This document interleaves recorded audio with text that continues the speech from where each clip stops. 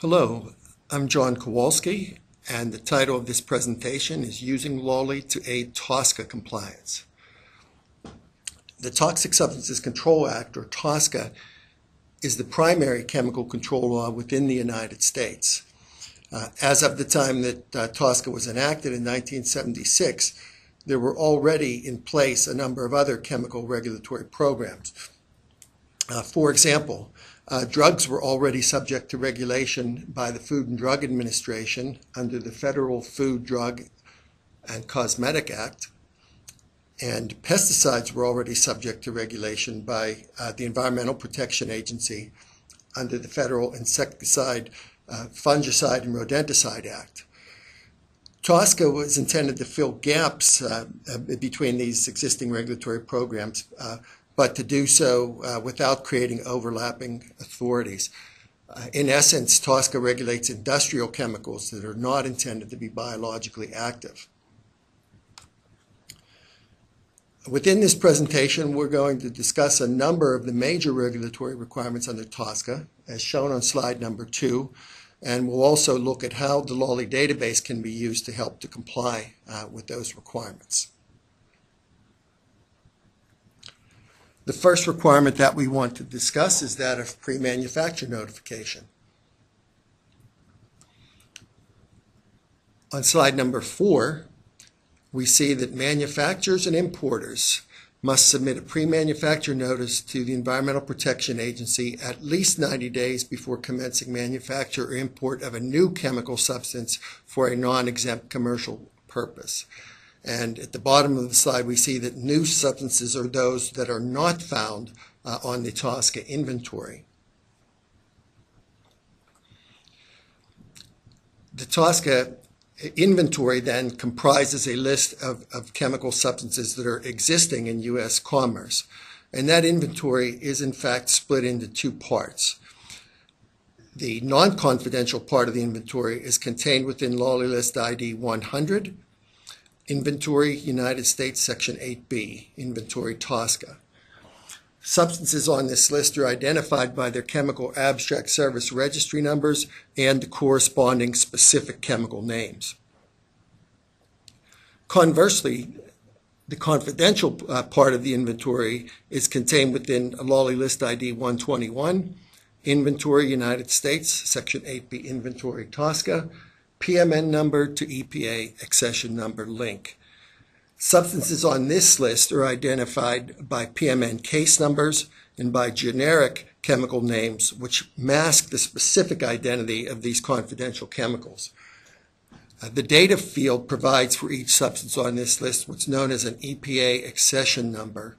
And EPA accession numbers are simply pseudo-CAS numbers assigned by EPA to substances whose specific chemical identities were claimed as confidential business information by the original submitters. On slide number 6, we see that substances found on these lists are existing substances for which PMNs are not required. However, it's important to note that some substances not found on the list might still be considered existing substances. And examples would include certain polymers, certain hydrated salts, and substances meeting the definition of naturally occurring chemical substances.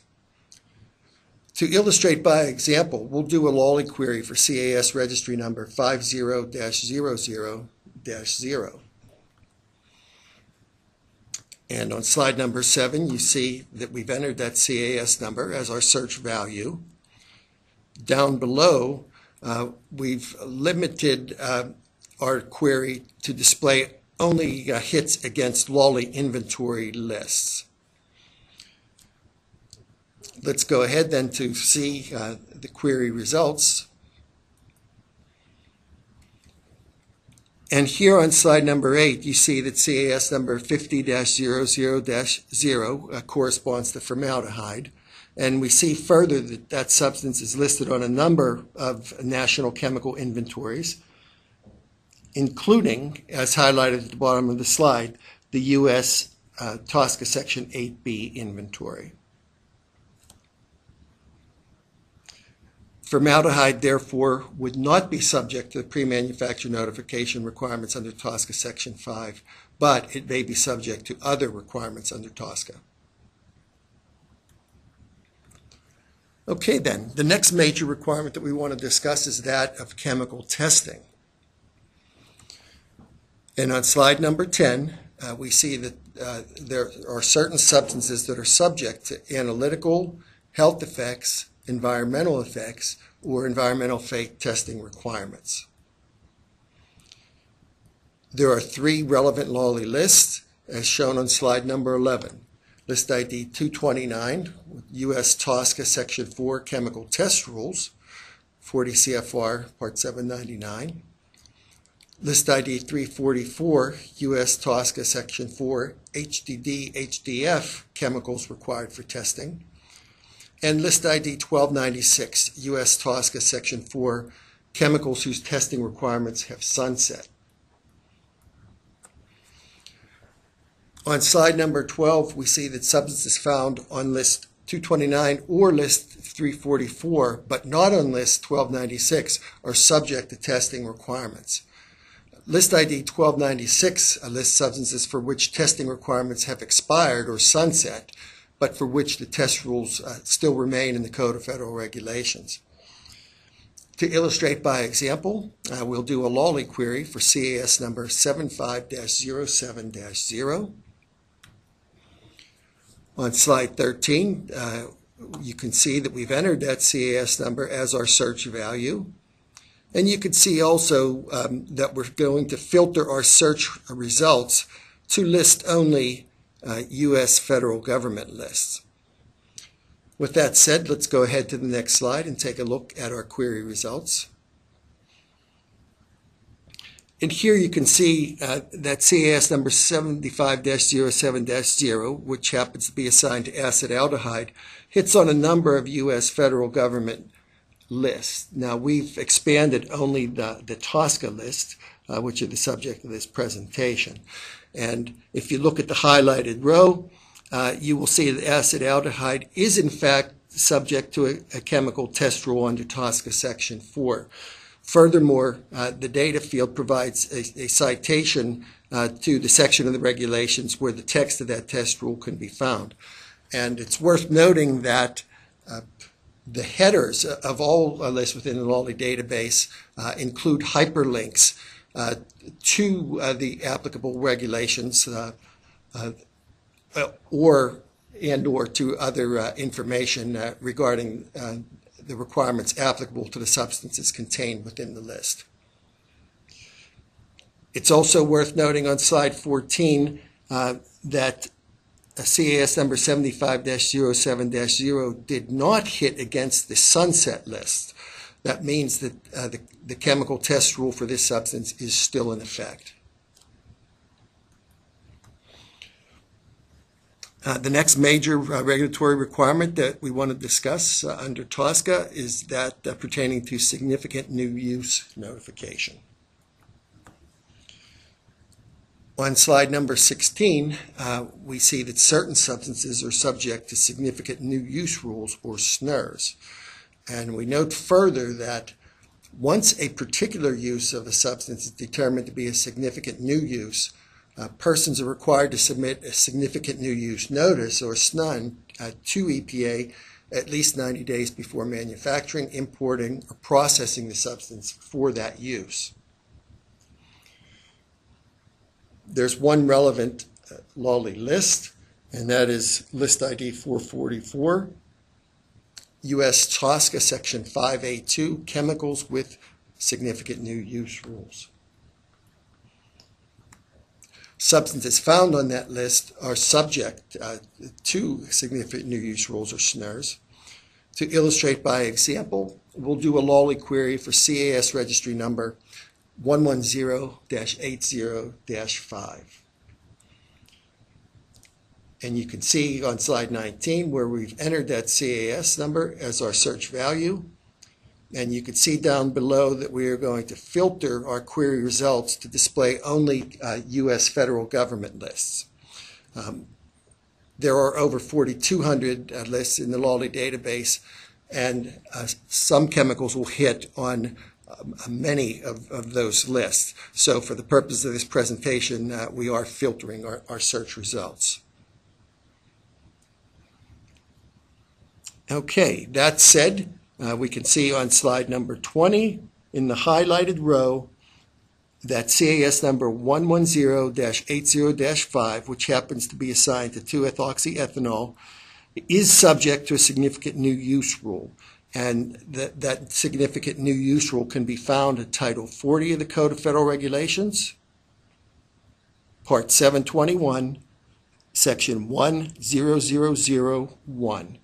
And once again, the list headers within the LOLI database provide hyperlinks to the applicable regulatory requirements.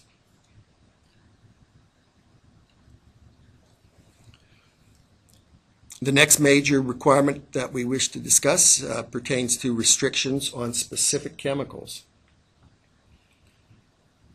On slide number 22, we see that certain existing chemical substances are subject to regulations that restrict their manufacture, processing, distribution, use, or disposal. There's one relevant LOLI list, as shown on slide number 23, and that's list ID 635, U.S. TSCA Section 6, Restricted Substances. Substances found on this list are subject to restrictions as set forth within the regulations. And to illustrate by example, we'll run a LOLI query on CAS number 1336-36-3. On slide 25, you could see that we've entered that CAS number as our search value. And once again, down below, we're filtering our search results so as to display only hits against U.S. federal government lists. Those query results are found on slide number 26. And here we see that CAS number 1336-36-3, which happens to be assigned to polychlorinated biphenyls, hits on 3 different TSCA lists within the LOLI database. The highlighted row indicates that PCBs are subject to restrictions found within the regulations at Title 40 of the Code of Federal Regulations, Part 761. The next major regulatory requirement under TSCA that we wish to discuss is that pertaining to chemical data reporting under TSCA Section 8. On slide number 28, we see that the chemical data reporting, or CDR, requirements require that all chemical substances listed on the TSCA inventory are subject to reporting when site-specific production volumes exceed specified thresholds. However, certain substances and categories of substances are fully or partially exempt from the chemical data reporting requirements. There are 3 relevant LOLI lists, as shown on slide 29. List ID 4809, U.S. TSCA Section 8A, Chemical Data Reporting Rule, fully exempt substances. List ID 4810, U.S. TSCA Section 8A, Chemical Data Reporting Rule, partially exempt substances. And list ID 4811, U.S. TSCA Section 8A, Chemical Data Reporting Rule, ineligible substances. List ID 4809 identifies chemical substances and categories of substances that are fully exempt from the CDR requirements that would otherwise apply. List ID 4810 identifies chemical substances that are partially exempt from the CDR requirements that would otherwise apply. And list ID 4811 identifies chemical substances that are ineligible for full or partial exemptions that might otherwise apply because they are subject to certain TSCA actions. To illustrate by example, we'll do a LOLI query for CAS registry number 110-80-5. And in the screenshot on slide 31, you can see that we've entered that CAS number as our search value. And once again, we're going to filter our search results to display only hits against U.S. federal government regulatory lists. Those query results are found on slide 32. And here you see that CAS number 110-80-5, which corresponds to 2-ethoxyethanol, hits on 4 different TSCA lists. And the highlighted row indicates that substance appears on the U.S. TSCA Section 8A Chemical Data Reporting Rule ineligible substances list, meaning the 2-ethoxyethanol is not eligible for full or partial exemption from the CDR requirements. The next major regulatory requirement under TSCA that we wish to discuss is export notification under TSCA Section 12B. On slide 34, we see that certain chemical substances are subject to export notification requirements because they are subject to certain other proposed or final actions under TSCA. And those proposed or final actions are referred to as triggering actions for the export notification requirement. There are 2 relevant LOLI lists as shown on slide 35. List ID 483, U.S. TSCA Section 12B, Export Notification, and List ID 1296, U.S. TSCA Section 4, Chemical whose testing requirements have sunset. On slide number 36, we see that List ID 483 identifies chemical substances that are subject to the export notification requirements under the TSCA Section 12B. We note, however, that export notification requirements that are triggered by Section 4 testing requirements expire or sunset at the same time as the test rules upon which they are based. As an illustrative example, we'll do a LOLI query on CAS registry number 75-07-0. And you can see where we've entered that CAS number as our search value on slide number 37. And once again, we are filtering our search results to display only U.S. federal government lists. In this case, we see that CAS 75-07-0, which happens to correspond to acetaldehyde, hits on the U.S. TSCA Section 12B export notification list, as indicated in the highlighted row.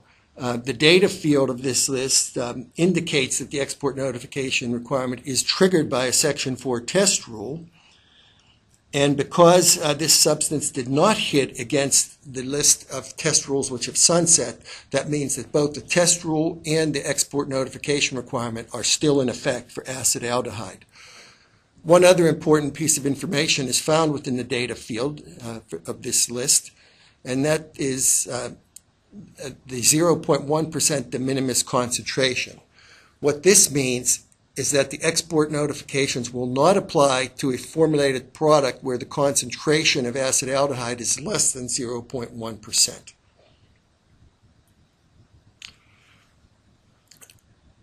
Okay, that concludes our presentation of major regulatory requirements under the TSCA, but there are still a couple of important points to be made. First of all, time constraints limited us to discussing only a handful of TSCA regulatory requirements and their corresponding LOLI lists. But as you can see on slide number 40, there are at present 21 TSCA lists within the LOLI database, plus an additional 6 related lists.